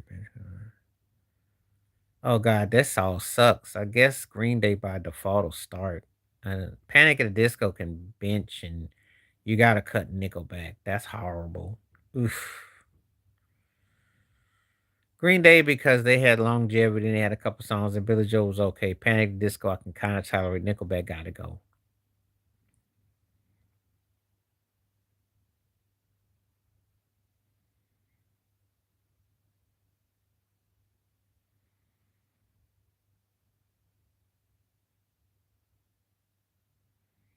Well, see which one did you pick? Green Day's gonna start for me. Okay. Oh God, you really just digging up people I can't stand. Drowning Pool will stay, and the rest of them can go. Hmm. I can't stand Creed, so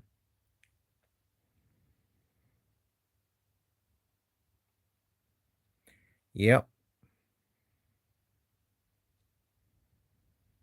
Panic at the Disco was kind of catchy for a moment.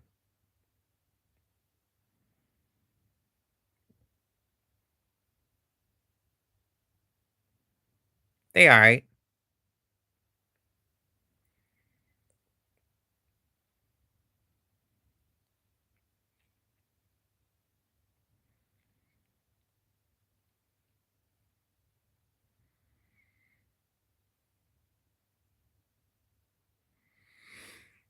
All right.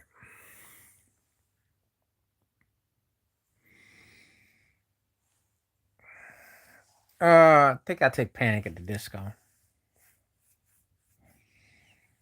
Let's see,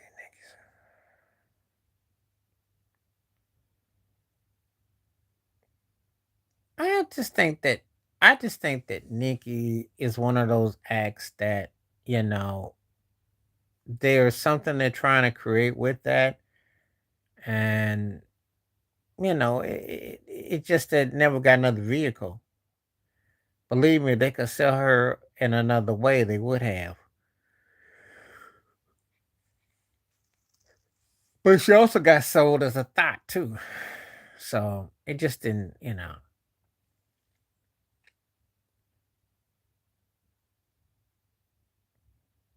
She's not no game spitter. She was decent. I thought she was decent. I wasn't blown away by. I thought her accent was a bit annoying.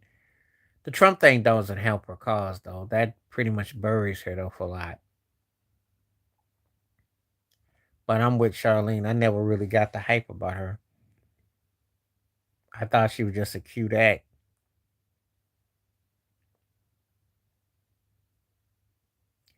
Yep. Now this is more like it. I'm going to start ACDC. That's not up for discussion. Then I'm gonna bench Guns N' Roses and I'm gonna cut Metallica. That's a good one there. I like those three. Metallica can't touch Guns N' Roses. Guns N' Roses got better songwriting, and ACDC got a better powered groove bass. I like Metallica all right, but they can't touch them too. They can't touch them too. Guns N' Roses got the songwriting. Axl was crazy. And Metallica had longevity, but I know Metallica got some stuff because I know that's where Megadeth jacked them. I understand that, but ACDC gonna get the W for me. Yes, that. Matter of fact, I give you both Metallica and Guns N' Roses. Give me ACDC because they could groove.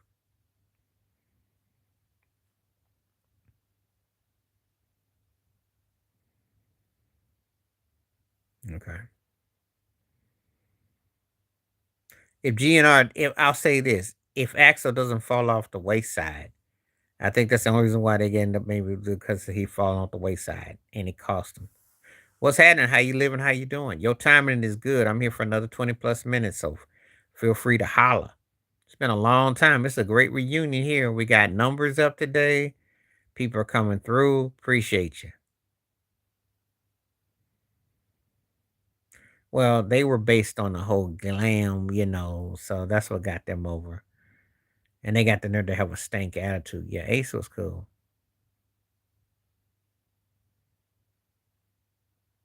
So I'm glad you acknowledge Ace. Yeah. I'm not big on Kiss at all, though. I remember when they used to have their cards on Wonder Bread back in the day.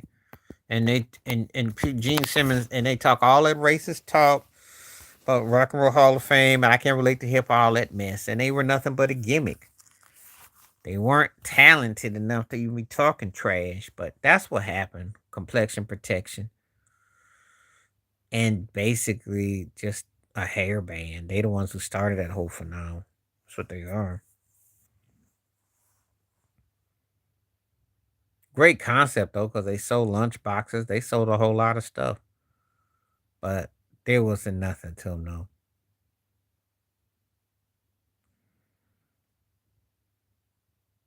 For a long time.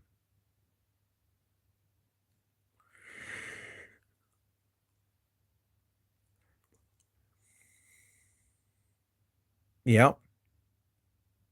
They don't, or they don't want to remember the truth, how they lied, which they did, Iran Contra. Oliver North sat there and lied under oath and got hooked up. Colin Powell and Schwarzkopf were right there, and Reagan and Bush and all that. It's nothing new. It's all coming around.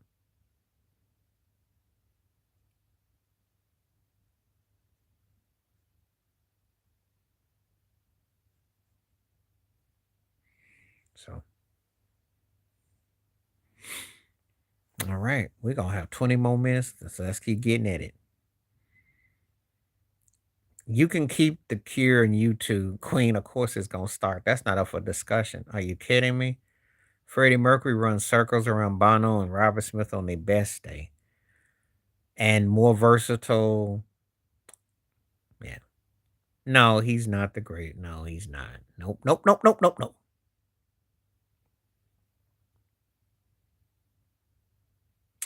Because nothing is new under the sun, and they've been lying since slavery, so that's nothing new. Oh, it's nothing new. And I find the thing that Ayatollah released all the African American people, black hostages back in '79. That's where Jesse Jackson went over there and they got him out. His range does not make him a better artist, though. You're talking about vocals, and again, that does not mean that equates to him being a better singer. That's just his tone. So we talking tone, or we talking about who's influenced and inspired people?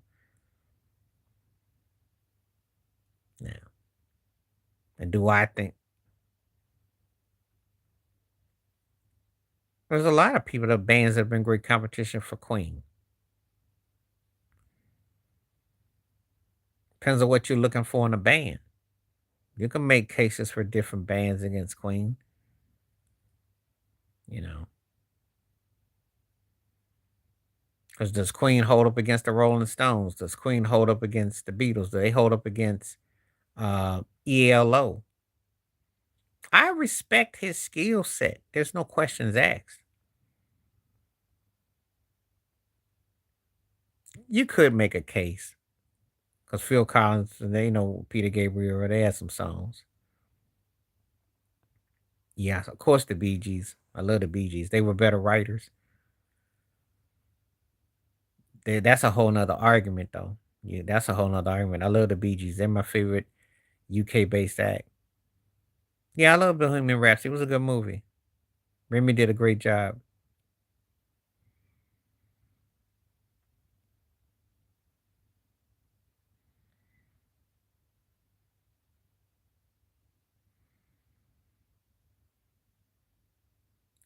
Love Journey. Journey was cool. Prince and Prince, because the thing was is that Purple Rain was a jump off, but Prince got in the way. And the gimmick kind of got old, and then, it was kind of like a niche thing, and that was another thing. I don't look at Queen as soft rock. I think they're a pop band. I don't know about soft rock. I mean, they weren't adult contemporary. They had songs that crossed over different genres, but you know, yeah. Prince had the, again, if he hadn't, so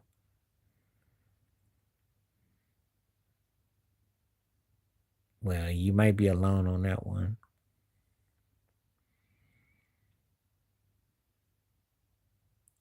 I never hear anyone say Metallica and underrated. Oh, that's a good question for me. I'm going to go with 1999, but Purple Rain's the more important song. They both have a spiritual uplift about them in different ways, though. I listen to 1999 more though, but Purple Rain has got the, that's his hallmark. Oh God, come on now. You're digging the third tier slot. You're doing really good in the third slot here. I would listen the whole morning. I would slaughter. I never liked Mark Slaughter.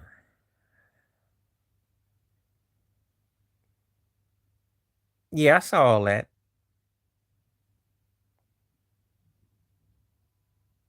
I saw all that. Um, I listened to 1999 more of the song. I like Dirty Diana a lot. I think it's one of his most underrated vocal performances, if you must know. But I think 1999 was more catchier. No,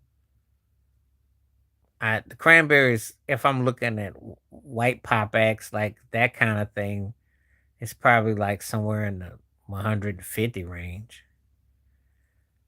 Bruce Hornsby in the range.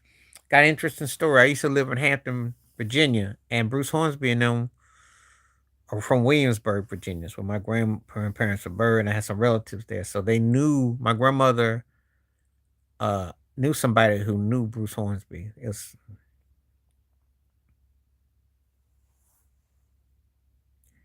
the horror of it. It's like the build up. But actually Heartbreak Hotel to me is more close to Billie Jean.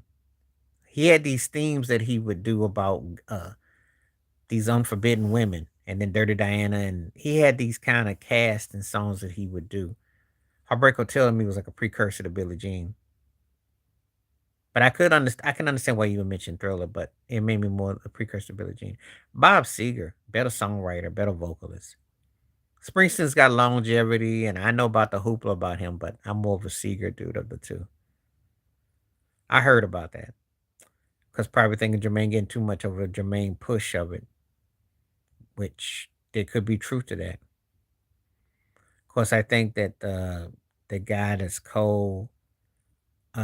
chairman of MJ Estate has probably put his John Brannick and put his signature over it too because I've seen a lot of steel shots. It's and if you are a Michael Jackson savant where you know the players involved and all that, then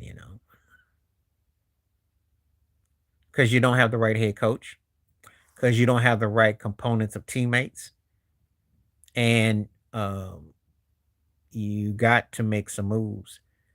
Ant's gonna have to get a coach that can challenge him, and it can't be this street kind of mindset. Ant's got a chance to be a great player as opposed to a guy that if he doesn't get the right pieces. Yeah, Springsteen, but I will say this about him. If you ever go see him live or you seen him perform live, not too many people gonna touch him. That man would give you 4 hours, 5 hours nonstop. He put his work into it. He was a hard worker. No, not too many people outworked him. I understand why. Yeah, she did.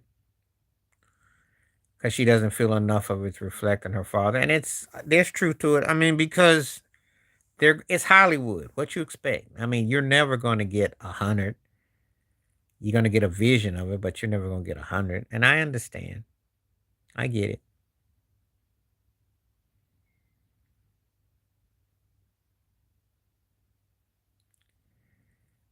I mean, that's with anybody. Antennas are very guarded.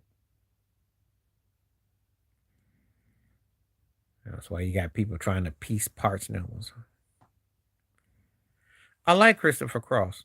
I did like Sailing. I like all those artists for different songs. Paul Simon is my favorite of the three because he could write his behind off. Dylan, I like Hurricane.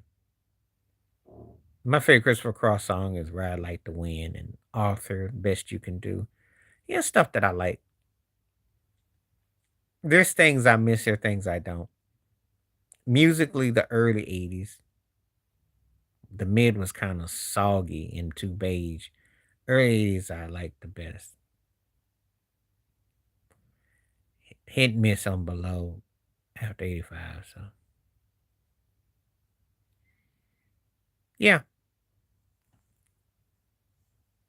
anticipation. And I love You Belong to Me and all that stuff that she did with, yep, 72. I think 72 with You're So Vain. And then I like her and James Taylor. Oh, yeah, Carly bad. And she's half black too, by the way, but that's on the low low. Ooh. Yeah, that's the ooh. Yeah. Yeah. I like Carly though.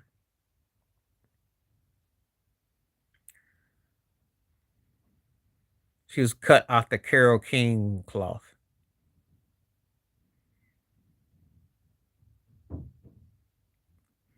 Like Hall and Oates. Was listening to Sarah Small and Wait for Me recently. Yep. Yep. It was the nose. And I have black radar, so and she admitted, and she looks kind of almost light skinned. I had a friend of mine back in Hampton, Virginia, who looked just kind of like her, except she had short hair. Her name was Kim, and she kind of looked like, yeah.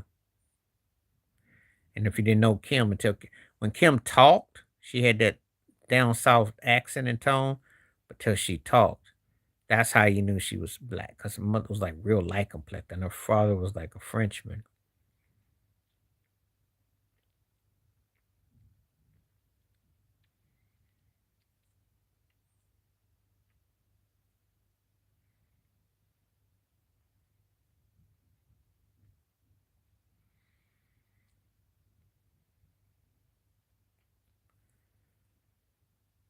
I'd say right where it should be. She could play all right, and she did movies, and she kind of got what she got. Nothing more, nothing less.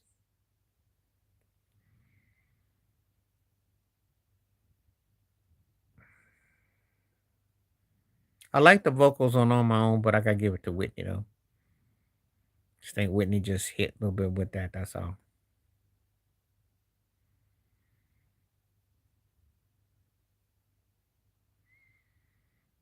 Let's see.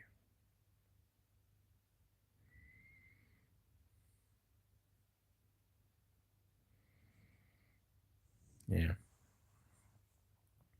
I wasn't a big fan, but I respected her hustle. And for her to be a musician and to do the movies and to have a career, because she was like kind of running neck and neck with Pat Benatar, but she got over. Probably go to Alice in Chains. Myrtle Beach. Yeah. Yeah, depending on where you were in Virginia. It all depended on where you were in VA.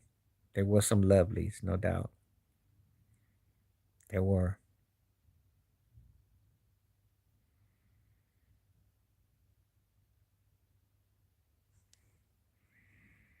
There definitely were.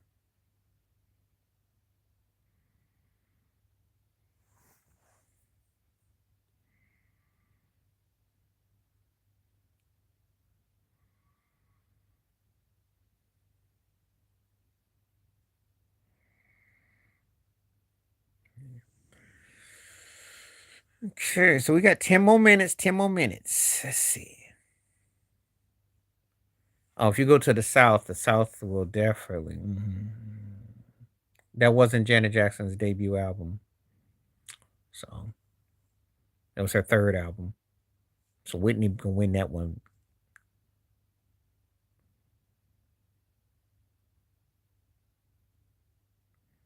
Back in the day, if you had a pen and a paper and you had some Colgate and you knew how to talk, different day, different time. Home cooking down too. Southern girls was something else back in the day. I had stories too. I had stories. It hit different back then, and that was a real age of innocence, and that was before all the technology.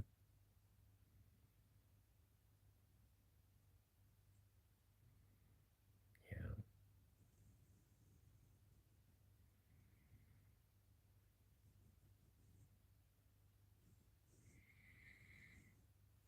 So yeah.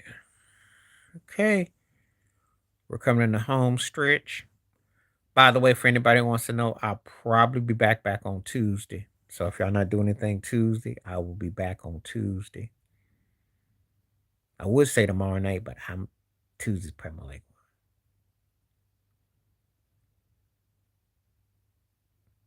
because it's the industry pushing the escort service. They push this agenda, and if you sit there and you talk about it, they get what they want. They've always had gimmicky. It's like Sabrina Carpenter. They like lazy chicks that seem easy. That's a mindset. We don't even want to talk about that. I lost my tongue as a kid going there. I had a story which is hilarious. Had the best of times there. The best food and women were crazy. Some of it, some of it. I know the USA ain't gonna win that thing. The best baseball players outside.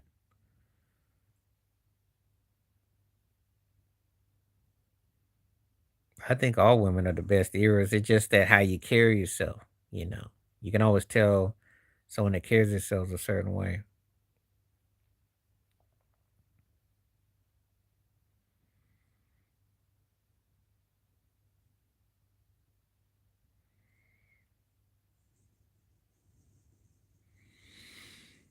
You know, I think all ears represent. I think the naturalness was back then though. Well, she sucks, but she's like the white version of Sexy Red and all that. She plays that coy role. She's just another bottom feeder. You know, they did. There's no place on earth. There's no place like going to Louisiana. I was in New Orleans, Lafayette. I have family on through there. It's no place like it. Oh yeah, so they won. Well, first of all, who listens to Hillary Duff in 2026? And second of all, yeah, that's kind of random. No one's paying Hillary Duff no mind.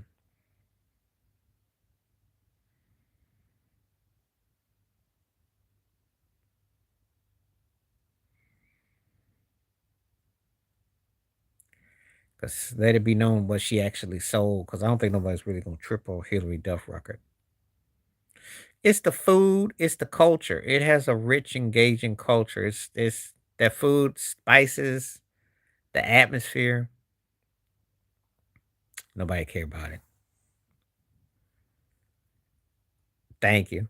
Thank you. Time is right. Ain't nobody caring about no Hillary Duff. Shit.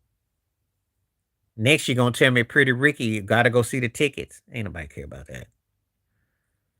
I mean, really? Ain't nobody care. Ain't nobody care. Or tell me that Rome is back on stage. I saw him. Or that what? Tell me Mario Wayne's got a new record out or something. Or Bobby Valentino's coming back. Come on now. Anybody care about no Hillary Duff? Or Jennifer Love Hewitt gonna have an album out next Tuesday? Come on now.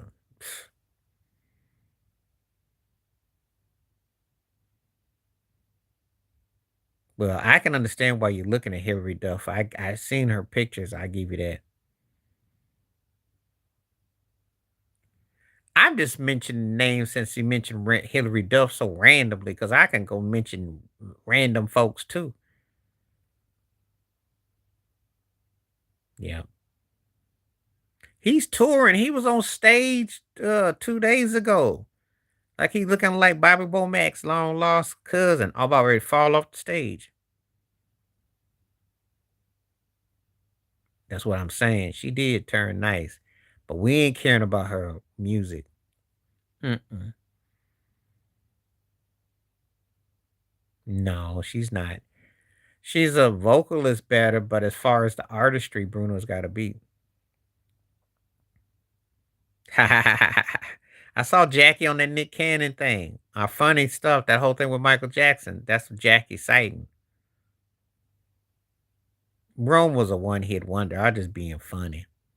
That's almost like asking me about what's that turkey that used to sing bed? What's his butt? Bed, suffocate. What's his name? He came back with a tour too. I can't think of that turkey's name. See, that's how random this stuff is. Ain't nobody look at Henry Duff like that. Jay Holiday, yeah. That's how random it is. You mentioned some random people that ain't nobody thought about in 20 years. Not since ringtones was popular in these streets. Next, you'll give me a Bobby Valentino story. Or a Day 26 story. I mean, come on now. If you like a triple junior whopper R. Kelly, Avant was your man. That's what it remind me of. Even had the R. Kelly eye roll he do with his eyes. Oh Lord. Don't make her come back. But she just got divorced from that dude, so but ain't that came went that's long ago. Ain't nobody thought about Jessica Simpson since shoot. Since LimeWire was in these streets. I don't really pay her much attention to how she dances all right. I mean, she's, entertaining. I just don't think she can touch Bruno's totality, that's all.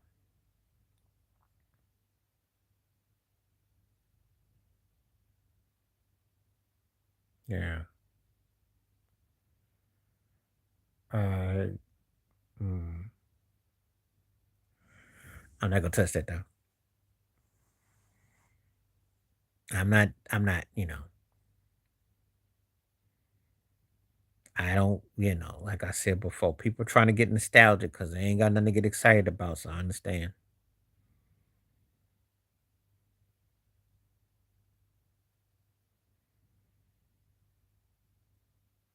To me, she's good. She's not great. She's the most important crossover black artist of the last 25 years. I'll give you crossover. But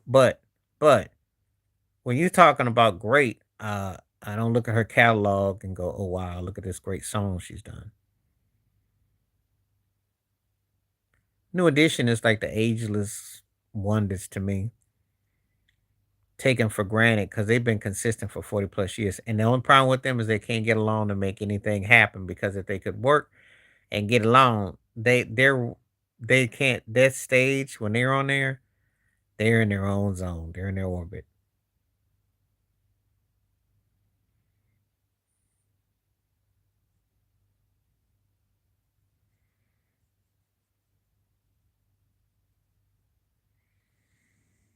Mhm.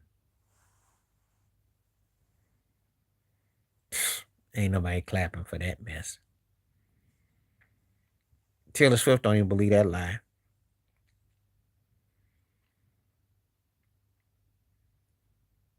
Because Swift ain't no special songwriter herself. She's nothing memorable.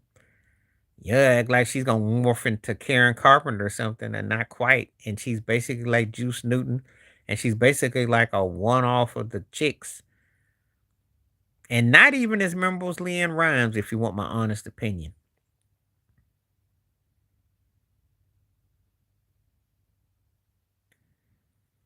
Don't have to put a lot of records. It's all about what they did already. They got enough to more than qualify for what they did.